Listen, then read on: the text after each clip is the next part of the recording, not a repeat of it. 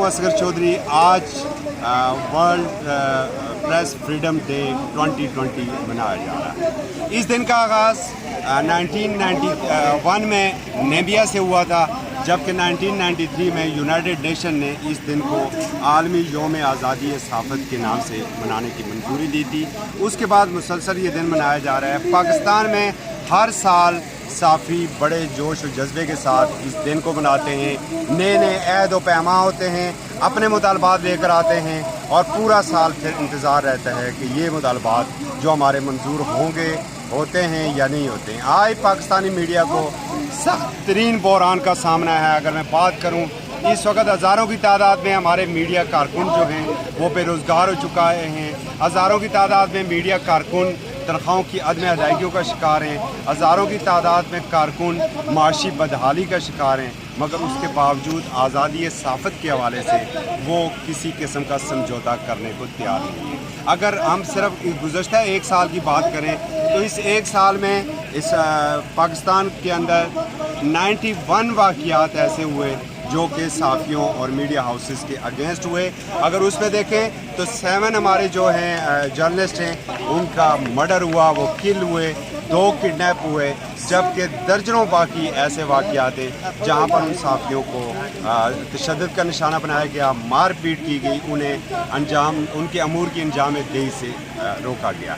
आज भी आप देख रहे हैं पार्लियामेंट हाउस ऑफ पाकिस्तान के सामने इसे शाराए दस्तूर कहा जाता है। ये वही शाराए दस्तूर है जहाँ पर 2007 में परवेज़ मुशर्रफ के दौर में यहाँ पर ही इसी दिन के मौका पर पुलिस ने सख्त लाठी चार्ज किया था और सैकड़ों साफ़ी गिरफ्तार हुए थे। नाज़रीन, ये आज का दिन हमें एक नया ऐद का मौका फराहम करता है कि हम आज़ादी सहाफ़त के लिए हम वक्त तैयार हैं। देखते हैं ये जो आगे आने वाला नया साल है, इस साल में जो आज हम अपने मुतालबात कर रहे हैं वो किस हद तक कामयाब होते हैं या कि हस्ब मामूल हमें लॉलीपॉप मिलता है। इजाज़त दीजिए, अल्लाह। हम इस नीयत से आए हैं कि हम नहीं उठेंगे जब तक ये 10 नुकाती मुतालबात आप हमारे मंजूर नहीं करेंगे।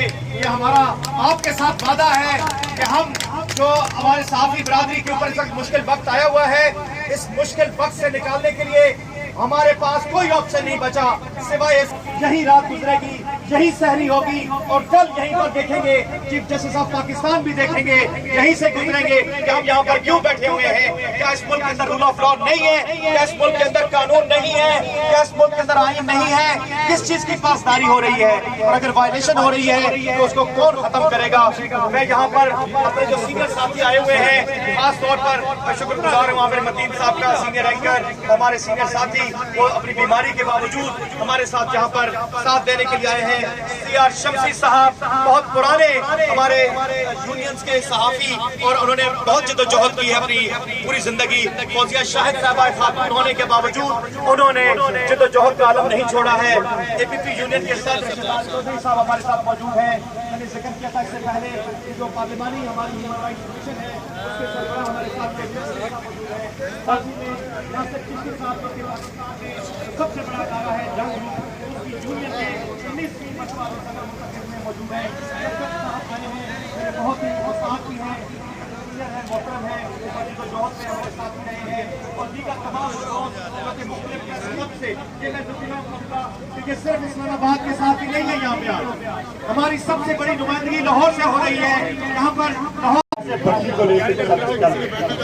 आजादी सहाफत सिर्फ इन सिपाहियों को, इन हीरोज को साथ देखते थे। मैं उनकी याद में दूर दुआ करूंगा अल्लाह मियां उनको जन्नत नसीब करे, जिन्होंने अपनी शहादतों का नजराना मालाकान स्वाग में दिया, गुहाट में दिया, नॉर्थ हिंदुस्तान में दिया, साउथ हिंदुस्तान में दिया। देखें ये वो तबका है जो लड़ता भी है, बगैर हथियार के लड़ता है और फिर इसके साथ ज्यादती होती है। भट्टी साहब, मैंने आपकी उस वक्त की ली थी सारे के सारे डिमांड, तो उसमें मैंने एक चीज रखी और गवर्नमेंट की तरफ इशारा करूंगा कि जब तक इनको इंश्योरेंस पॉलिसी नहीं मिलेगी इनकी जिंदगी आगे नहीं चल सकती। ये खेलते हैं मैं ये समझता हूँ कि आपका सबसे इस वक्त का जो मौजूदा मसला है वो है कोरोना। अब कोरोना के जब पैकेजेस सारे तबकों को मिल रहे हैं, سارے سیکشن آف سوسائٹی کو مل رہے ہیں. تو میں سمجھتا ہوں کہ میں حکومت سے اپیل کروں گا، وزیرہ منسٹر آف انفارمیشن، کہ ان کے